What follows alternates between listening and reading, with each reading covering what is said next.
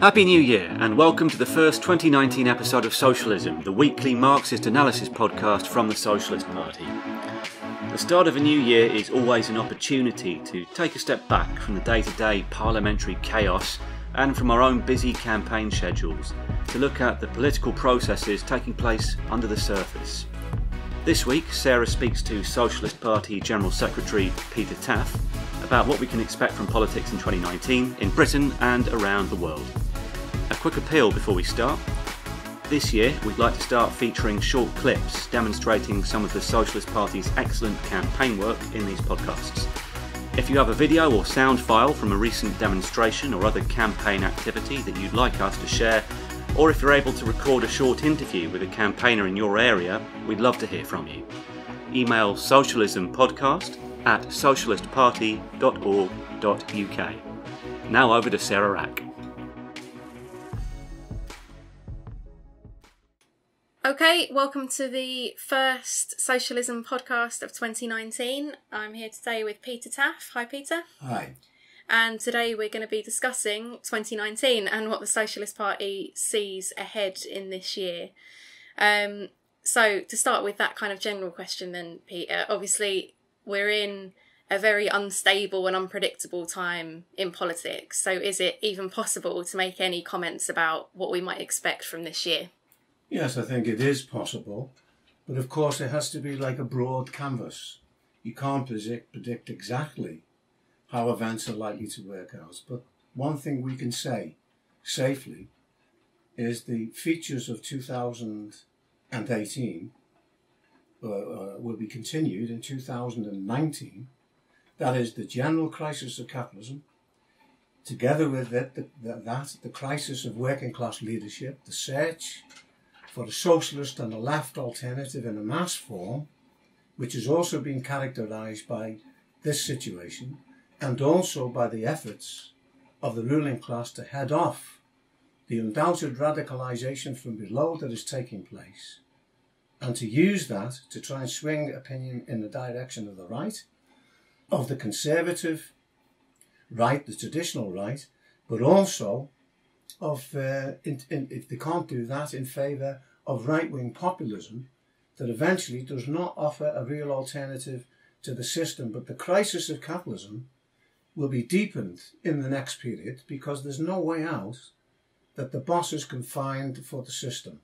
And alongside this crisis of capitalism will be the enormous concentration and centralisation of capital, the development of more economic power in the hands of the tiny elite that dominates society, a handful really of the bosses, where for instance in today's press, in the first 3 days of this year, or 2.5 days to be more exact, the bosses of the biggest monopolies in Britain and worldwide have earned more in those 2.5 days than the average worker will earn in the whole of 2019.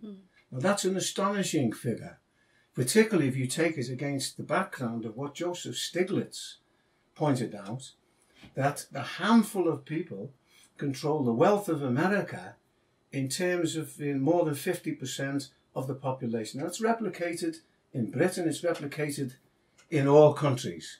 And we are the only ones, I have to say, unfortunately, we wish it was much bigger than us, and that will come, who are saying that the crisis of capitalism is the crisis of this elite. They're trying to do everything to prevent working people from drawing the obvious conclusions of taking the power out of the hands of this, not 1%, but the 0.001%, the handful of coupon clippers that control the economy, to eliminate boom and bust, which is a feature of capitalism. For instance, many of the commentators are mentioning today that there seems to be a 10-year cycle now in a boom period, by the way, which is something that Marx predicted and seemed to be overcome in the post-1945, 1950-75 period, when the boom lasted much longer than this timescale. Now we see that it's resorting to the norm under capitalism, with a 10-year cycle where there's an illusion of a growth in the economy, and therefore the illusion is a growth in the economy, but also the contradictions of capitalism grow in this period. Less and less share of the wealth going to the working class, which complicates the position of capitalism, means that there's no market for the goods produced by the capitalists, piles up the opposition of working people, and is preparing the basis for the kind of political storms that we saw in the course of 2018.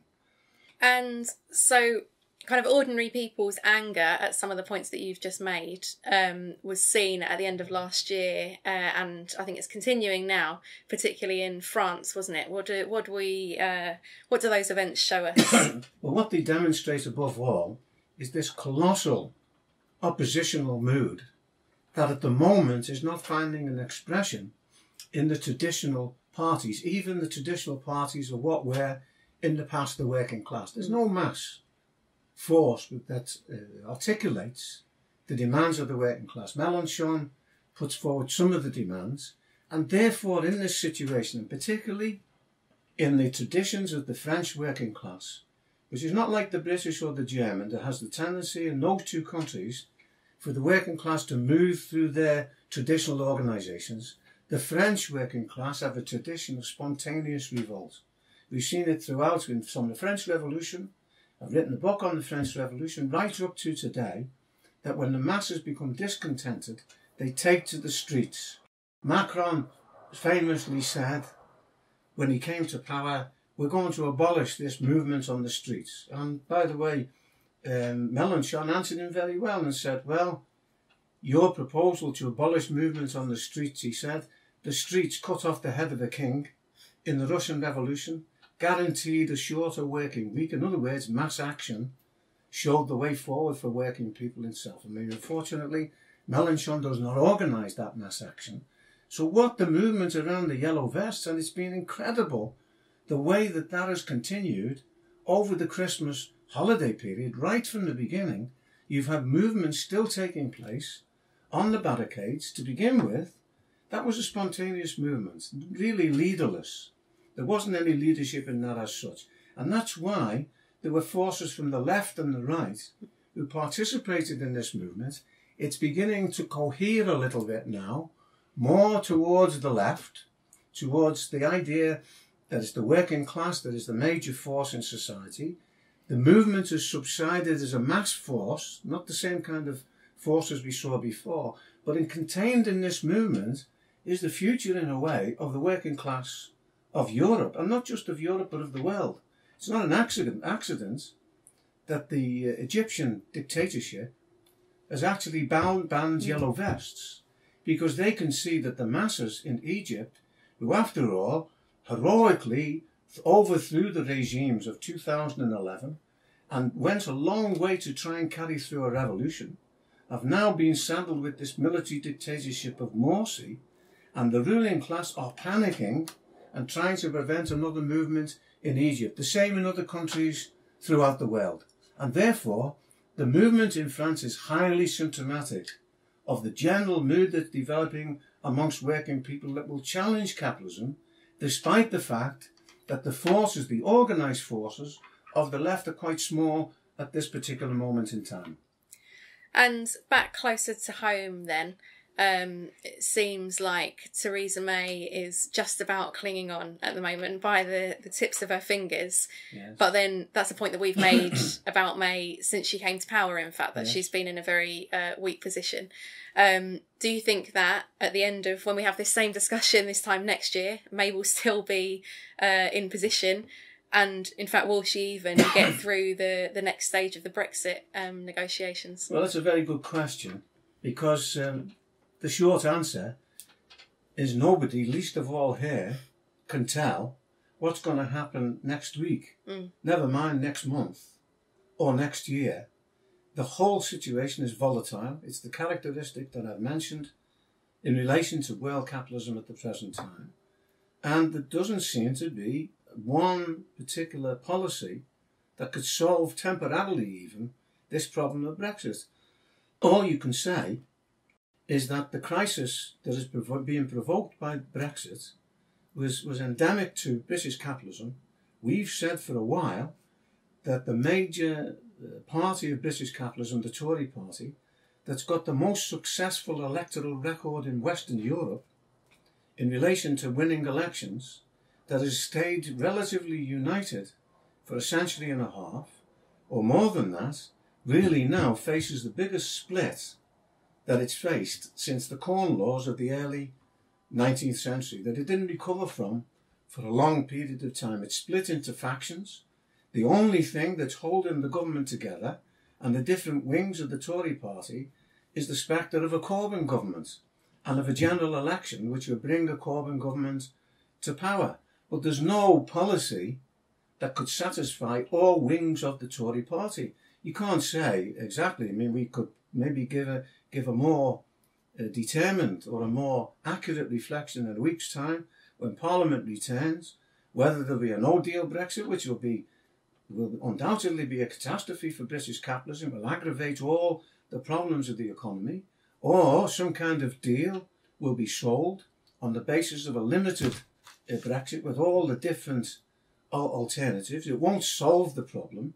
At best, it will be a question of kicking the can down the road, and this question will come back to haunt the Tories and also haunt the Labour Party as well. Our position on this question, that's the position of the Socialist Party, of socialists in general, is that this crisis over Brexit and over the EU is a reflection of our generalised criticism of what is a capitalist project.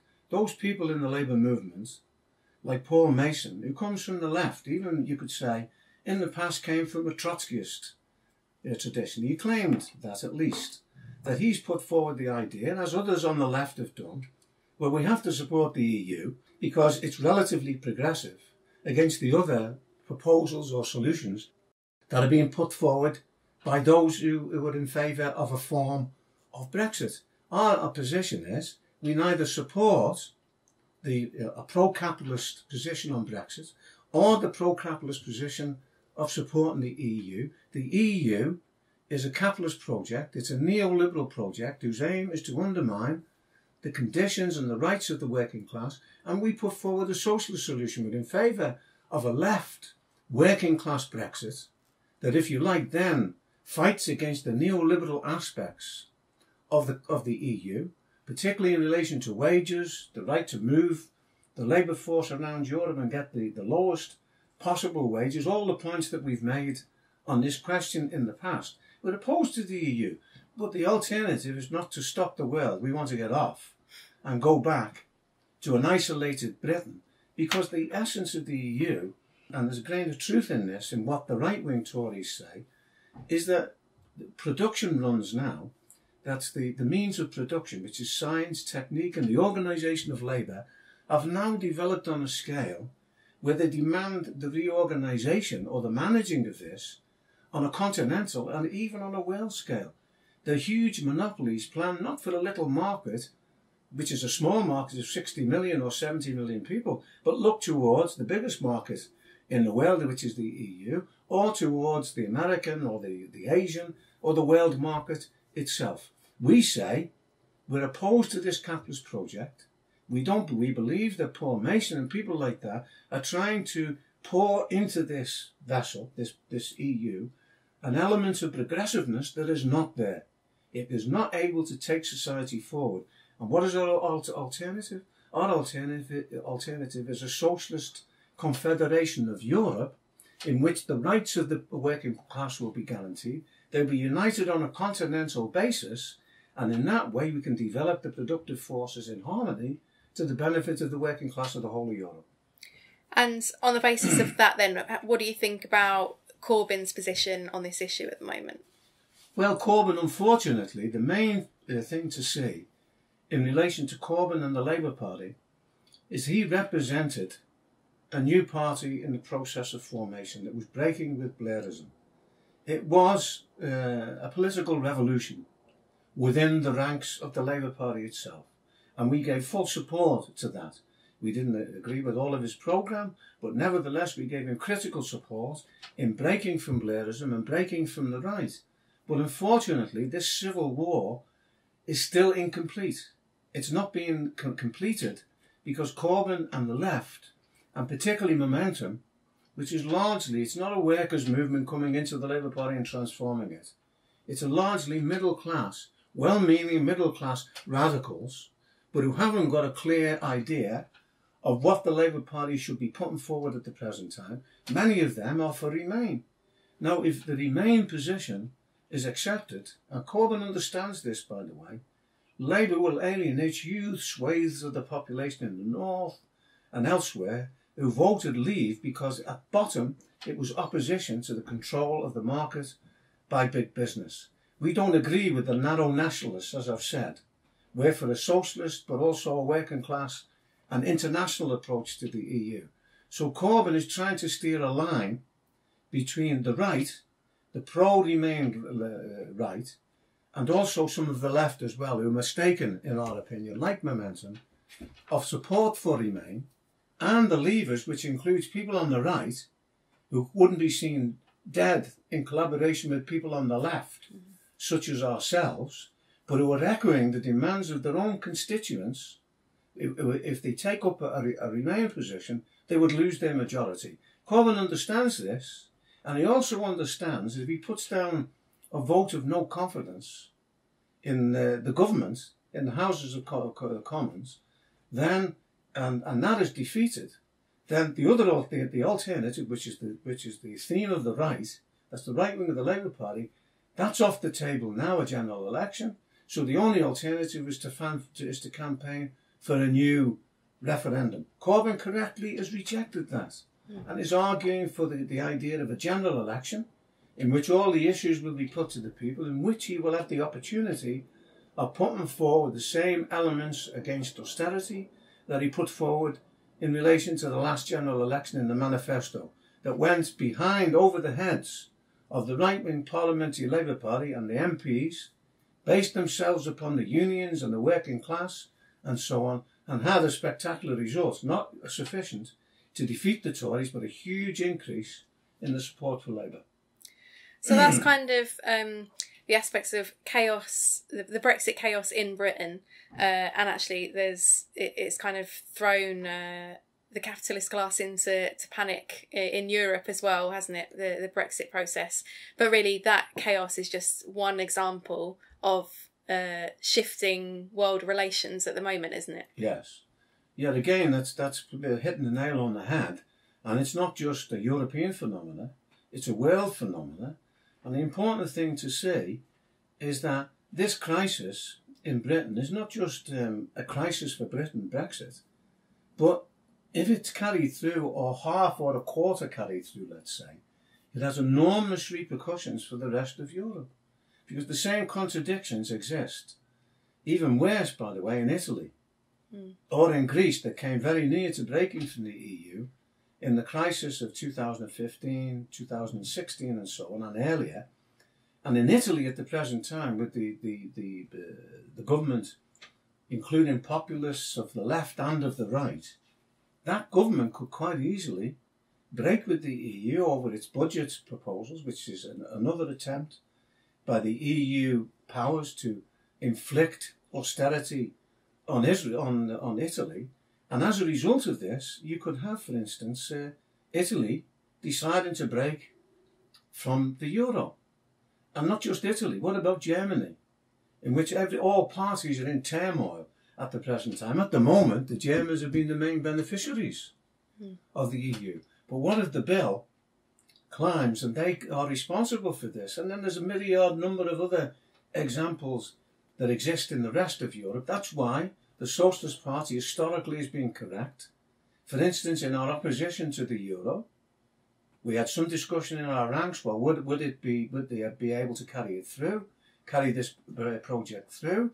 And we at one stage said no, the contradictions were too great, but it was based upon a boom, so the euro was able to be introduced. But the idea of the euro lasting as a long-term currency presupposes a European unity between the bourgeois, that's the capitalists, which is not there. So the euro could go, especially in the next big crisis that affects the EU and affects world capitalism. So this is part of the crisis in Europe, but then we have the crisis, which in many ways is bigger than the crisis we have in Europe in relation to the US. where the Trump regime got a bloody nose in the midterm elections.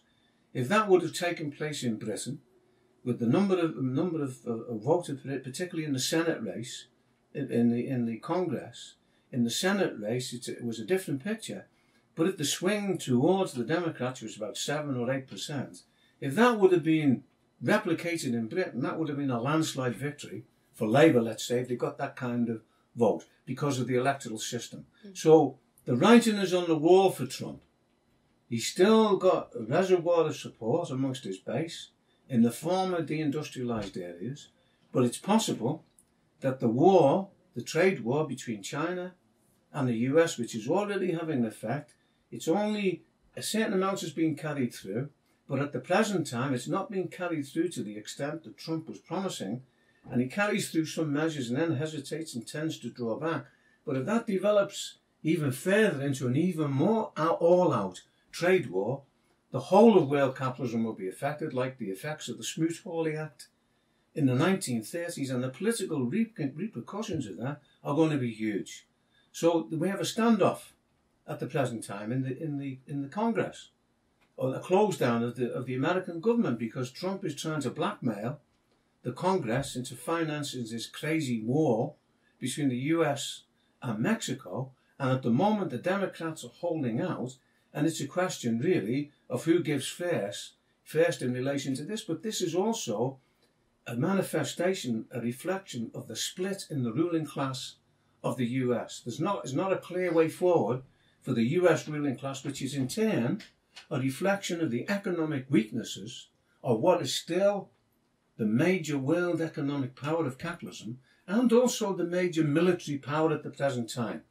But the processes that's developing is beginning to undermine that in the US, and you can foresee a situation where it will be overtaken by China in many fields in the economy and so on. And then there's the question of the looming new economic crisis that can break out any time. That will have huge repercussions in pushing forward the incipient splits that exist in all the parties, with divisions, further divisions in the Republican Party, with huge divisions opening up in the Democratic Party, with all now a radical wing of new people who've been elected and so on. But they represent the first stages of a radicalization of the American working class, of the transformation of the trade unions, which is in its first period. And on the basis of these events, the rising of a new, powerful labour movement in the working class, in which Marxism and the socialists will play a key role.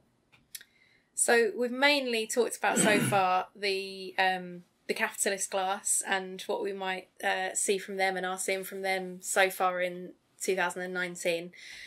In terms of the working class, the other side of it, and how the working class is responding to this situation, there's kind of two main sides, which you just touched on there a bit, I suppose. One is in terms of working class struggle, in terms of the trade union movement, the events in France and so on.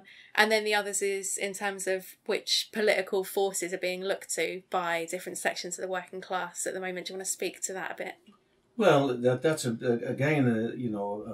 very relevant and topical question, because you can have all the analysis in the world, but Marxist ideas, I'll put it simply, or Marxist theory, is not just a question of being clever about understanding the situation.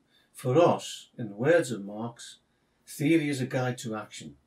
So our analysis of the situation, from that we derive how we think the working class will move under the impact of events, and within that, how we, as a conscious force, can intervene and assemble the forces together with others that can carry through the socialist transformation of society. In a short thumbnail sketch, that's what we are all about.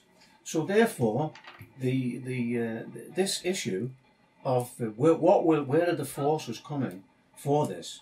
If you take the last period, the last historical period from 2007 to 2008, 2009, that was the greatest crisis in the history of world capitalism since the depression of the 1930s. Some people even say it's of a greater order. World capitalism got itself out of that crisis in a way, but not completely. Because while the economy in America increased by X amount, unemployment dropped to the lowest level they claimed for 39 years, this boom was one-sided. It was a boom.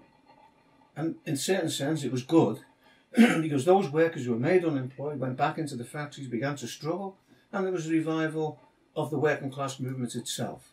So there's been a certain revival on the industrial plane. That's a generalised feature of the world, not the explosions and the fireworks that we've seen in France, literally and figuratively, but also what we will see in other countries in the next period. Now, on the basis of that experience, the working class are turning events, and they are turning events over in their mind, and pondering, well, what is the alternative? And that's where politics, which is after all generalised economics in the words of Lenin, how the politics come into the situation where everywhere the question is posed, what is the way forward in terms of a political force and the programme that can arm working people politically for this struggle to come? Social democracy has failed, even in its strongest base. Here in social democracy, classical social democracy, collapsed with the collapse of Blairism. They're attempting to make a comeback, but it's like a corpse that's trying to struggle to get out of the coffin. And if they succeed, they might succeed in splitting part of the Labour Party, but in a way where they will not be a viable force, because the basis of social democracy has been undermined, which was of getting the reforms on the basis of capitalism and then gradually moving towards a more egalitarian society. Blairism has failed, and it's failed. All the cousins of Blair in Western Europe have failed. In Germany, for instance, the social democracy, that was a mighty force, that was in a certain sense, along with the Christian Democrats, the strongest force in Europe up to the relatively recent period, is now down to 14 or 15% in the polls, is faced with a crisis. It's disappeared in Greece. It could make a comeback, unfortunately, because of the mistakes that have been made by Syriza and the lack of an alternative in carrying and presiding over austerity. It's laying the basis for a return for the right. But there are other workers who are looking for an alternative to the left.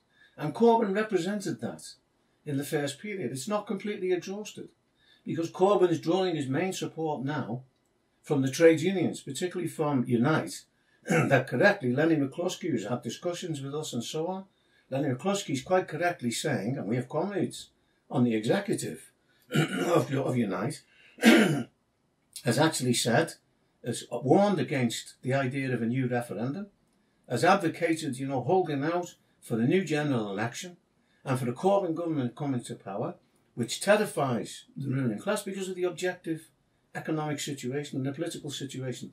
Once or if a Corbyn government comes to power, it's not certain, but if it comes to power, it will ignite an enormous radicalisation mood in a revolution of expectations, really, of what that government should be doing on behalf of working people. This process will be repeated in all the countries of Europe. It's not a subjective process. We raise the question of new mass parties and forces of the working class. That arises from the objective needs of working people in this situation. We participate in that process. We try and fructify it, if you like, with the ideas of socialism, of democratic socialism, of Marxism, and the idea of a transformation of society. That process is taking place. The change in consciousness of the working class in Britain, in France, of course, we've touched on, in Germany itself, where the Greens, for instance, have made a certain comeback because they're the default party of people who are looking for a radical alternative. That the left party has not intervened as they should have done and gained in this situation, but they're still there. They could gain as a force. More importantly, inside the social democracy, a left could develop. It's not immediately visible and on the cards. And that similar process is taking place in Spain, not in the social democracy, unfortunately, or even in some of the new radical forces that have risen there, but our co-thinkers in the School Students' Union have found enormous support on the issue of the attacks on women and on the attacks on youth and so on, of calling for working class action in that situation. So we're very enthusiastic and hopeful about the situation that will open up in the next year. It might not immediately develop, but the process at the beginning of the transformation and the situation in the consciousness of the working class will develop in this period. And but then it's not only been the left that's gained, has it? There's also been gains for some different types of right-wing organisations, which is, like you mentioned at the start, and particularly recently, I suppose, that we've seen in Brazil. Yes. Yeah, populism, if you like it, to use the term of the press, the ruling class, it's a term to cover a multitude of sins, actually, a multitude of different phenomena. But in general, what it represents is that where the traditional parties, both of capitalism and of the labour movement, have failed, of social democracy, then in relation to the right populists, they put forward a demagogic programme to seduce the support for workers, like in Italy at the present time, like in Eastern Europe and so on, and they can have a temporary success. Or of left populism, for want of a different expression, it's a nebulous form of discussion, but right populism has particularly developed, as you pointed out in the case of Bolsonaro in Brazil, and it's come as a shock to the population of Brazil, to the working class in particular, but also in relation to the masses of Latin America, and could presage similar developments elsewhere in Latin America, of a new dark period, if you like, of right-wing governments that will intensify the oppression of the working class, not just in terms of wages and conditions, but in terms of the democratic rights, of, for instance, acting against civil liberties and the rights of gays, of lesbians, of the trans people in Brazil and so on, all of which we will defend and link it to the struggles of the working class and the labour movement. But Bolsonaro has come to power. That's the price that Brazil and the working class has been forced to pay because of the failure of the left, and the failure particularly of the Workers' Party, which was the main force of the working class of Brazil, which came to power, acted within the confines of capitalism, carried through counter-reforms, disillusioned workers, enormous chaos developed, more murders in Brazil than in Syria in the course of last year, and all of this allowed Bolsonaro demagogically to whip up the forces of the right, a certain disillusionment with the Workers' Party from the left. Lula is in prison at the present time. Dilma was dismissed by right-wing governments, which were not populist, but they were right-wing governments. That's paved the way for Bolsonaro to emerge, and possibly of a dark night for the population of Brazil in terms of the attacks on the working class, the attacks on wages, conditions, and on civil liberties and so on. And there will be even perhaps death, and also on the environment, the attacks on the indigenous people and so on. And there will be, as a result of this, in our opinion, a reaction from the working class. What is the tasks of the workers' movement in Brazil, and particularly the Marxists, in this situation? It is to gather and try and lead these disparate movements against the Bolsonaro regime, who's invoked the example of the previous military regime that went from 1964, I think it was, to 1985. And that's a horrible regime, which was characterised by death squads, of the assassination of workers on the left, and that's entirely possible, could develop in the next period, trying to behead the working class. It will also provoke at a certain stage strikes, movements on civil liberties, I've said, and it will have an effect on other countries in Latin America as well. This is not fascism. It's not possible for the regime in Brazil to go right over to a fascist regime, which represents reaction, capitalist reaction in the most virulent form. It represents the mobilisation of the middle class, of the petty bourgeois, as a weapon to atomise and destroy the organisations of the working class and make the masses defenceless in the teeth of capital itself. It's not reached that stage. It's reaction. It's very right-wing reaction, attempting to go back to the parallels with the military regime, but not yet able to go over to an open military regime, more like death squads as auxiliaries to the capitalist state itself. And that will provoke a counter-movement amongst the masses. It's already begun, and we can look forward to a situation of a ferocious counter-movements of the working class that this time will learn the lessons of the past period of the failure of the Workers' Party and create a real mass Workers' Party that this time will show a way out for the working class in Brazil, and for that matter for the whole of Latin America, because Brazil is the key country for Latin America. Yeah, and that's an example of what you said about us being optimistic, isn't it? That even where there are these reactionary forces gaining, we see that there's responses to it from the working class. And even in Latin America, there's obviously, in Mexico, there's been a left elected as well, so it's not all in one direction. And I think you gave, a good summary there of what we see as the tasks for socialists in Brazil, but kind of given everything we've outlined, all of the general political processes that are going on, what do you think are the key immediate tasks for socialists internationally and maybe particularly here in Britain as well? Well, I think that, at the beginning of every new year, we always have to strike an optimistic note, because it's not a false optimism. It's an optimism that is being grounded in the objective reality of the contradictions and the failures of the capitalist system, as I've said, but also of the viability of the alternative, which is socialism.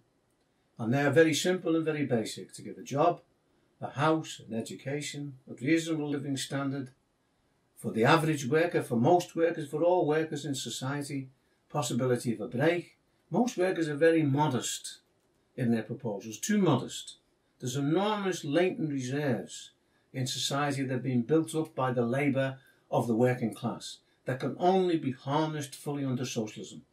There's an ecological and environmental disaster that can only be solved by the working class coming to power and organising a democratic socialist regime, and by the organisation of the planned use of the resources of the planet, the coefficients developing between the different areas of the world. That's the only solution for humankind. We have on the one side this marvellous example of China, up to recently a relatively underdeveloped country, able to put this satellite on the other side of the moon, the first in history. By the way, that would not have been possible in the case of China without, first of all, the organisation of a planned economy. Now it's returning back to capitalism, but the advantages of the planned economy are still used in China to generate resources like this. We have this on the one side, and we have the barbarism that confronts humankind in relation to the environment, in relation to the economy,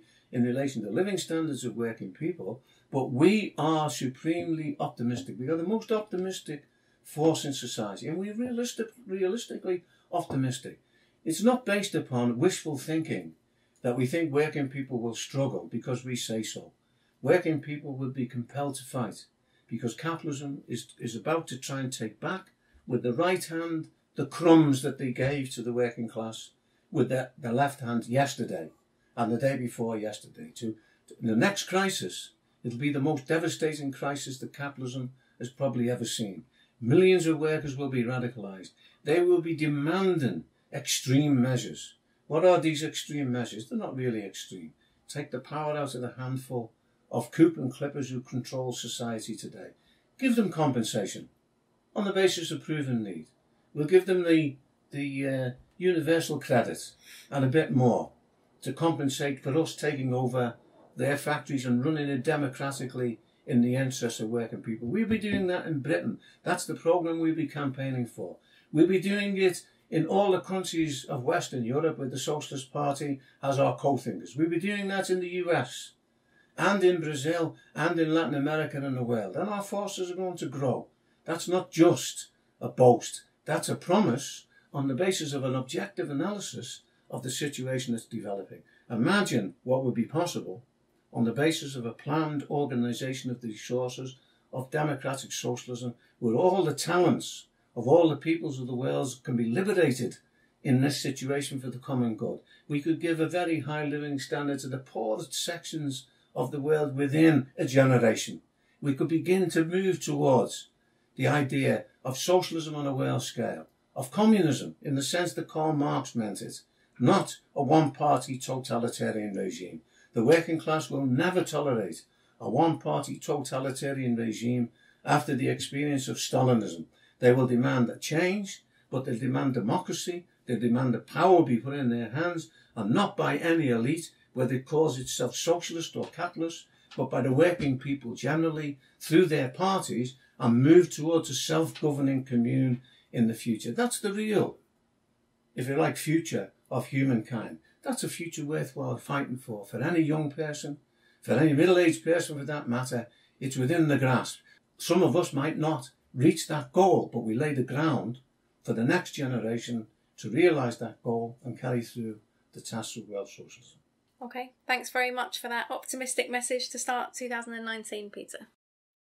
If you agree with what you've just heard and would like to support this podcast and the Socialist Party's work generally, please consider making a financial contribution. You can donate at socialistparty.org.uk/donate. Also, head over to the episode notes at socialistparty.org.uk/podcast for suggested further reading on the various topics Peter mentioned in that discussion, as well as checking out the previous episodes of the podcast, including episode 7 on Trump, episode 8 on Brazil, episode 11 on Brexit, and episode 12 on France.